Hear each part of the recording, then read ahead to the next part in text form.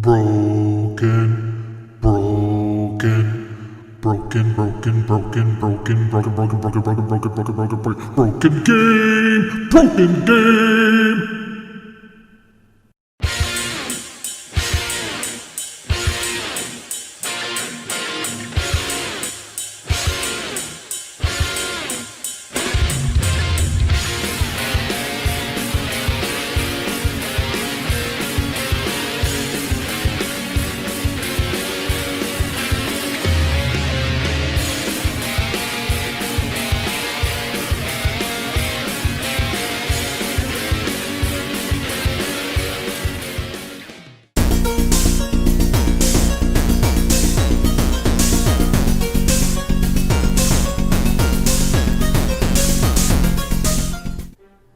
First off, a quick disclaimer.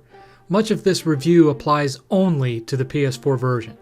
My son has this game on PC, and he says he 100%ed the game and experienced none of the issues that I experienced in this version that's going to be covered in this review.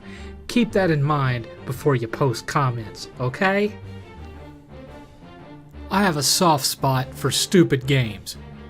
I can overlook a lot of design faux pas if the game at least makes me laugh. Deadpool being one example.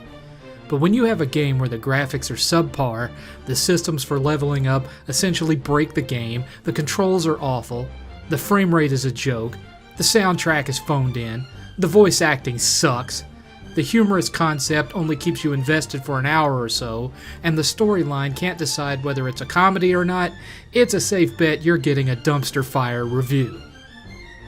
Maneater was co-developed by Blindside and Tripwire Interactive, who got the idea as an expansion of their game D.B.T.S, but then decided to expand it into its own thing, inspired by the old PS2 game Jaws Unleashed. Well, whoever handled the PS4 port, Blindside, Tripwire, or both, you should be ashamed of yourselves. There's no reason a game no more taxing than this one should run as badly on PS4 and especially PS4 Pro as it does. The graphics are nothing to write home about. The human characters, even in cutscenes, look like plastic action figures, almost to the point of looking late PS2 in quality. There's a day-night cycle, but the lighting effects under the water don't do much to carry the illusion. The sharks, fish, orcas, gators, and other critters you'll encounter, they all look okay, and they animate fairly well, but in a more cartoony sense, which I'd at first say suits the comedic nature of the game, but then the game can't decide if it wants to be a comedy or not, but I'll get to that in a minute. The frame rate is god-awful, especially when you get past the shallow down by the bayou area and get out into more open waters.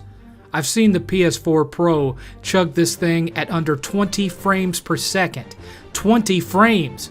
It's that bad. And the graphics quality at play here should not be doing that on a PS4 Pro, not when it can run games like Spider-Man and Ghost of Tsushima at a steady frame rate. There's no excuse for it. At all. The music takes obvious inspiration from Jaws, but it's so unmemorable you'll tend to not even notice that it's there, other than in moments when it just straight up apes the Jaws theme. The sound effects are okay. Some of the one-liners Chris Parnell throws out are legitimately funny, and some of the screams from the hapless innocents garner a chuckle or two, but mostly the voice acting sucks, especially when so much of it occurs in the middle of you leaping about, attacking boats from under and above the water. The voice acting gets mostly drowned out by the music and sound effects when any actual action is going on. The game's systems are broken. Obviously, you're playing as a shark, evolving and growing in power as you complete given missions, defeat certain side quests, and discover various collectibles. It's your typical sandbox action RPG stuff here. Imagine Grand Theft Auto if it took place solely in the water and starred Jabberjaw, and you begin to get the idea. Certainly! The issues really arise when you start leveling up. Once you get a couple of the bioelectric add-ons, you pretty much won't need any of the others because you become an unstoppable god shark. Anytime you fight another creature, and especially anytime you have to fight hunters due to your infamy meter getting full from eating people, all you have to do is spam R1 your dodge button, and R2, your bite button, at the same time and as fast as possible while keeping the nose of your shark aimed at the side of the ship you're attacking.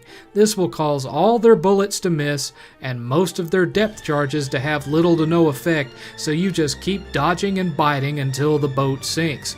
Later on, their ships acquire an electric charge field, but all you have to do is follow that same strategy, and when you get to half health, dive down real quick and munch on a couple of seals or fish, then go back up before the searching meter depletes and keep up the attack.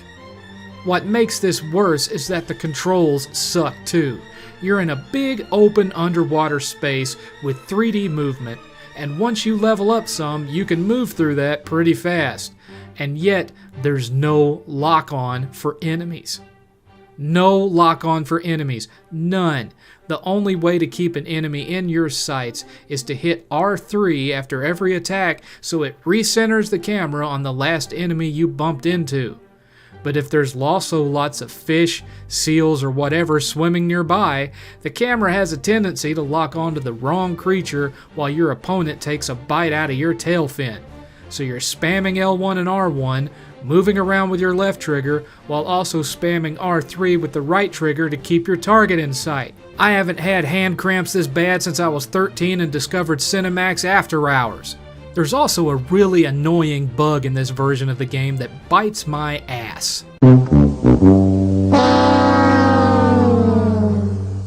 When your infamy level reaches a cap by killing enough hunters, the hunter leader appears. There's a total of 10 of them. When you kill a leader, he or she gets X'd off the leaderboard and you earn whatever perk they unlock. On several occasions, through hand cramping or just getting bored and not paying attention to what I was doing, I got killed by the next leader up. Upon respawning, I'd find my infamy level set all the way back to 0, and all the leaders I'd killed were alive again. So when this occurred, I'd just shrug and go back to doing main missions. But then if I died while doing those, again through hand cramping or getting bored, when I respawned, all the leaders I'd kill would be back, but I'd lose all the experience I'd gained in the meantime. I have inquired with numerous folks who played this on PC, and they have all assured me that this never happened to them, and it doesn't happen to me all the time. You don't lose anything else like the perks you earned, you just lose all the leaders from the killed leaderboard, and if you die again, you get them all back, but drop by however many experience levels you went up since the last time you died. This is absolutely inexcusable, and is one of the most annoying bugs I have ever happened across, ever. Finally, that brings us to the plot. The story is structured like a reality show on Animal Planet or the Learning Channel that's all about shark hunters, and focuses on one hunter in particular named Scaly Pete. Yeah, that's right, Scaly Pete. At the beginning of the game, Pete catches and kills a pregnant bull shark. He has it hung upside down on the deck of his boat and is in the process of gutting it when her baby shark, i.e. you, leaps from her innards and escapes, taking one of Pete's arms off with it. The story proceeds from there as Pete seeks to exact his revenge on you, and you seek to avenge your mother's death. This is all done with your stereotypical reality show vibe, along with a cameraman following all the action. The game spends a lot of time building on the over-the-top humor indicative of playing a shark roaming around several coastal towns, munching on tourists and townies, with numerous references to Jaws and other such films, but at the same time, the cutscenes with Scaly Pete are done in a dark and sort of serious tone, including him sharing the story of his father in a way that seems to want to call back the USS Indianapolis story from Jaws.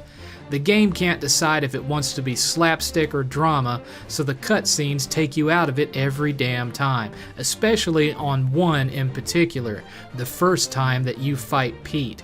Spoiler alert, you end up in the boat with Pete, Pete's son, and the cameraman. During the fight, you bite off one of Pete's legs, which should be hilarious as you're slowly demanning him an appendage at a time, but then the boat catches fire and explodes. Pete gets thrown into the water, but his son appears to die in the explosion, and apparently, The cameraman also just happens to come up right next to Pete, so you have a perfect camera angle of Pete turning back to look at his burning boat as the shark's fin swims by. That or the cutscene changes mid-scene from being the point of view of the cameraman to omniscient third-person view when the boat explodes. I can't really tell, and that, my friends, is bad writing. Just because it's supposed to be funny doesn't mean crap like this is okay. It gets you out of the story, it takes you out of the story, especially when said story can't make up its mind what it wants to be in the first place. Bottom line, folks, even though the PC version suffers from none of the design flaws and bugs that I've pointed out, it still has subpar graphics, bad voice acting, and a story that can't make up its mind what tone it wants to pursue. The game loop gets repetitive as hell and loses all semblance of fun an hour in and becomes little more than a slog to brute force your way through trying to earn the achievements. Maneater gets a 3 out of 7. Hey there, so how'd you like this review? Drop me a comment and let me know. While you're at it, toss this video a like, why don't you? If you're not subscribed, please do. Don't forget to click the bell so you're notified every time I upload. You can follow me on Twitter, links in the description. Want to chat with me live? The 7th Cast is held on Twitch every Saturday from 6 to 9 p.m. Central. Link is also in the description. Thanks for watching, and until next time, this is 7.